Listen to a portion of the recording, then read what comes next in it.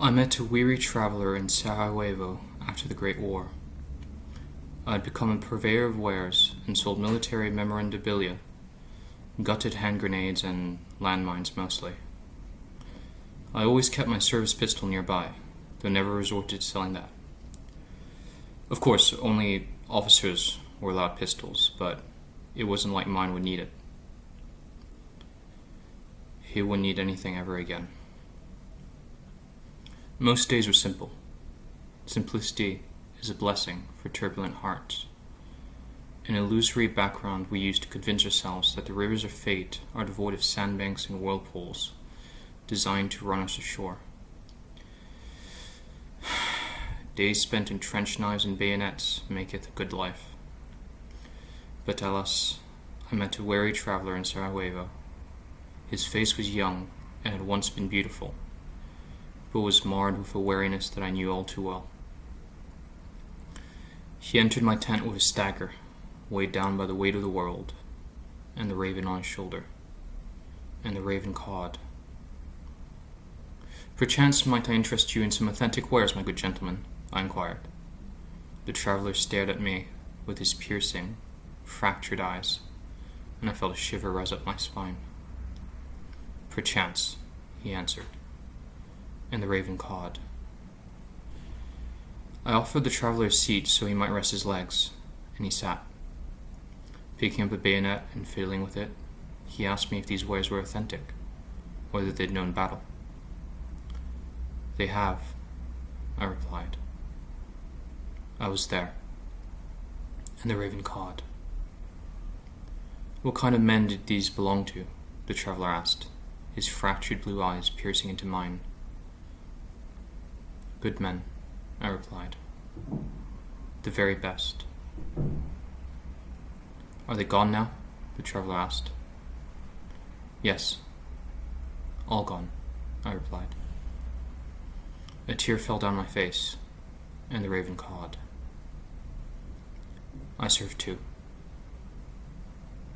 I nodded, having recognized the battle fatigue and the shell shock, in the way he carried himself, and the way his eyes were splintered and fractured into a million pieces.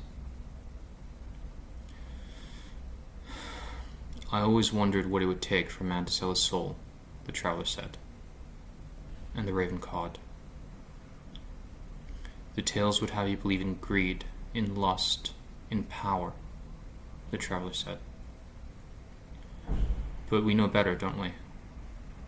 In the darkness of those trenches, the light meant a flare, and the flare meant artillery." I nodded and shuddered in memory of the cannons that never let us sleep. After a while, I grew thankful for the never-ending roar. It kept the nightmares at bay. "Do you remember what we sold our souls for?" the traveller asked, as the raven cawed.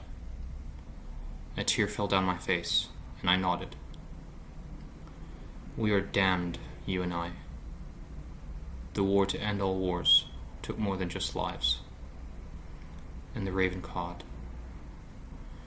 The traveller rose to his feet and gave me a nod. "Farewell. Enjoy your remaining days," he said. And the raven cawed. He staggered out, and I was alone again, abandoned by the fallen. And I remembered the moment I had sold my soul, the moment I dared believe. We sell our souls for photographs, for a frozen moment in time where nothing changes. But the sands of time trickle on endlessly in our crystalline lives, slowly eroding them to dust. And when all is said and done, we are sat contemplating the pointlessness of our bargains, reliving the moment our souls were sold, over and over, for all eternity. That is the true meaning of damnation. I didn't know it yet, but a week from now, Hitler would invade Poland. But it didn't matter. None of it mattered.